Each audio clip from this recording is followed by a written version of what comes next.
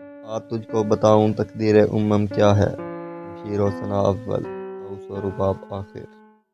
آج بک ریویوز کی سیریز میں جس کتاب کا انتخاب ہم نے آپ کے لیے کیا ہے وہ ہے بیگمات کے آنسو۔ یہ کتاب قاری کے سامنے مغلیہ سلطنت کی لفظی تصویر پیش کرتی ہے۔ اگر دیکھا جائے تو ہر انسان کی زندگی میں نشیب و فراز آتے رہتے ہیں، یہی صورتحال اقوام عالم کے ساتھ ہے۔ اقوام عالم کی تاریخ قوموں کے عروج و زوال سے بھری پڑی ہے۔ یہ کتاب ہمیں بتاتی ہے کہ مغلیہ سلطنت کے زوال کے اسباب کیا تھے اور مغلیہ سلطنت زوال کا شکار کیوں ہوتی ہے۔ 1857 کی جنگ آزادی کے بعد جو حالات و واقعات مغل شہزادوں اور شہزادیوں پر پیش آئے، یہ کتاب اس کو پیش کرتی ہے اور بتاتی ہے کہ ان کے حالات و واقعات پہلے کس طرح تھے اور جنگ آزادی کے بعد کس طرح تھے۔ خواجہ حسن نظامی نے در حقیقت یہ کتاب ایک مرنے والی تہذیب اور تاریخ کا نوحہ لکھنے کے لیے تیار کی تھی۔ مسلمانوں کے 4 بڑے مراکز بغداد، اندلس، قاہرہ اور دہلی تھے۔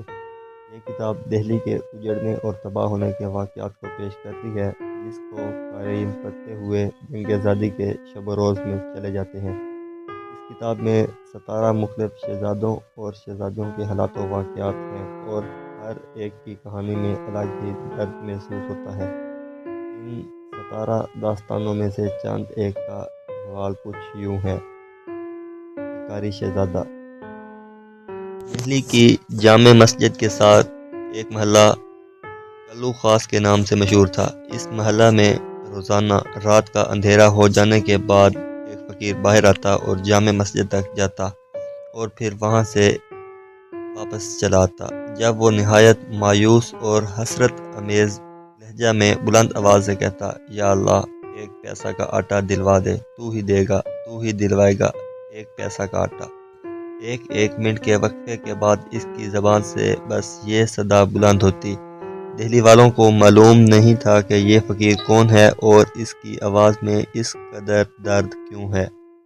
بس 2-4 جانتے تھے کہ یہ بہادر شاہ ظفر کا حقیقی نواسہ ہے اور اس کا نام مرزا قمر سلطان ہے۔ غدر سے پہلے خوب جوان تھا اور قلعہ میں اس کے حسن کی بڑی دھوم تھی۔ جب وہ گھوڑے پر سوار ہو کر نکلتا تو قلعہ کی عورتیں اور دہلی کے بازار والے رستے میں چلتے چلتے کھڑے ہو جاتے اور اس کی خوبصورتی کو دیکھتے اور سب لوگ جھک کر سلام کرتے۔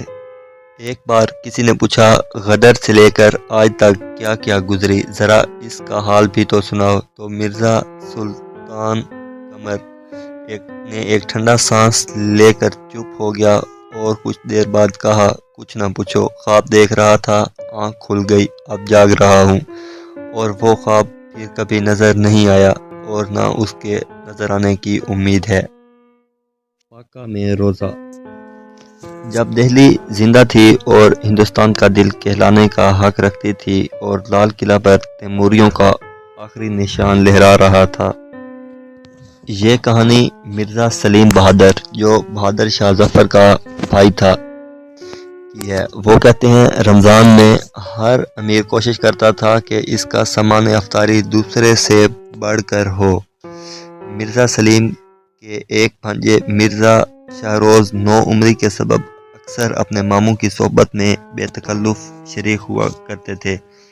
ان کا بیان ہے کہ ایک تو وہ وقت تھا جو آج خواب و خیال کی طرح یاد آتا ہے، اور ایک وہ وقت آیا کہ دہلی زیر و زبر ہو گئی، قلعہ برباد کر دیا گیا، امیروں کو پھانسیاں مل گئیں، ان کے گھر اکھڑ گئے، ان کی بیگمات ماما گیری کرنے لگیں اور مسلمانوں کی سب شان و شوکت تاراج ہو گئی۔ اس کے بعد ایک دفعہ رمضان شریف کے مہینے میں جامع مسجد جانے کا اتفاق ہوا۔ کیا دیکھتا ہوں کہ جگہ جگہ چولہے بنے ہوئے ہیں، سپاہی روٹیاں پکا رہے ہیں، گھوڑے کے دانے دلے جا رہے ہیں، گھاس کے انبار لگے ہوئے ہیں اور شاہجہاں کی خوبصورت اور بے مثل مسجد استبل نظر آتی ہے۔ اور پھر جب مسجد سرکار نے مسلمانوں کے حوالے کر دی تو رمضان ہی کے مہینے میں پھر جانا ہوا۔ دیکھا کہ چند مسلمان میلے کچیلے پیوند لگے کپڑے پہنے بیٹھے ہیں، 2-4 قرآن شریف کا ورد کر رہے ہیں، اور چند پریشانی کے عالم میں بیٹھے وظیفہ پڑھ رہے ہیں۔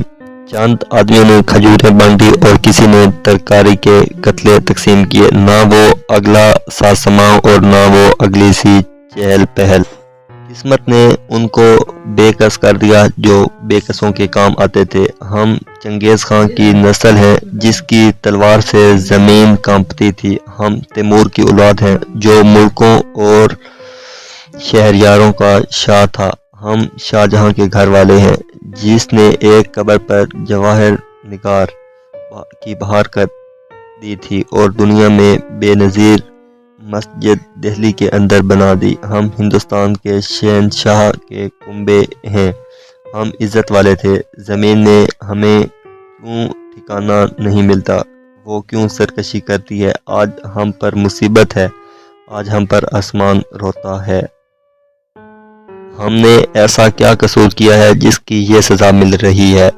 رمضان کے مہینے میں ہمارے گھر سے سینکڑوں محتاجوں کو کھانا ملتا تھا اور آج ہم خود دانے دانے کو محتاج ہیں اور روزے پر روزہ رکھ رہے ہیں۔ بنت بہادر شاہ، یہ ایک بیچاری درویشنی کی سچی بپتا ہے جو زمانے کی گردش سے ان پر گزری۔ ان کا نام کلثوم زمانی بیگم تھا۔ یہ دہلی کے آخری مغل بادشاہ ابو ظفر بہادر شاہ کی لاڈلی بیٹی تھیں۔ جب وہ دہلی سے نکل کر جنگلوں میں بھٹکنے لگے تو وہ کہتی ہیں کہ باجرے کی روٹی اور چھاچھ کھانے کو میسر آئی۔ جب وہ میرٹھ میں میر فیض علی جو کہ ان کے شاہی حکیم تھے کے پاس گئیں تو انہوں نے ایسی بے مروتی دکھائی جس کی کوئی حد نہیں۔ وہ کہتی کہ وہ لوگ جو ہماری آنکھوں کے اشارے پر چلتے اور ہر وقت دیکھتے رہتے تھے کہ ہم جو کچھ حکم دیں وہ فوراً پورا کیا جائے، وہی آج ہماری صورت سے بیزار تھے۔ اس کے بعد وہ حج کرنے چلی گئیں۔ جب دہلی میں امن ہوا تو وہ دوبارہ دہلی آئیں۔ یہاں انگریزوں کی سرکار نے بہت بڑا ترس کھا کر 10 روپیہ ماہوار پنشن مقرر کر دی۔ اس پنشن کی رقم کا سن کر اول تو مجھے ہنسی آئی کہ میرے باپ کا اتنا بڑا ملک لے کر 10 روپیہ معاوضہ دیتے ہیں، مگر پھر خیال آیا کہ ملک تو خدا کا ہے، کسی کے بابا کا نہیں، وہ جس کو چاہتا ہے دے دیتا ہے، جس سے چاہتا ہے چھین لیتا ہے، انسان کو دم مارنے کی مجال نہیں ہے۔ دہلی اجڑنے کے بعد کسی شہزادہ نے خانسامہ بن کر زندگی کے باقی دنوں کو کاٹا تو کسی نے اوپلے تھاپے، کسی نے صدقہ خیرات کے پیسوں سے زندگی کے باقی دن گزارے تو کسی نے تیموری غیرت کے باعث مرنے کو مانگنے پر ترجیح دی۔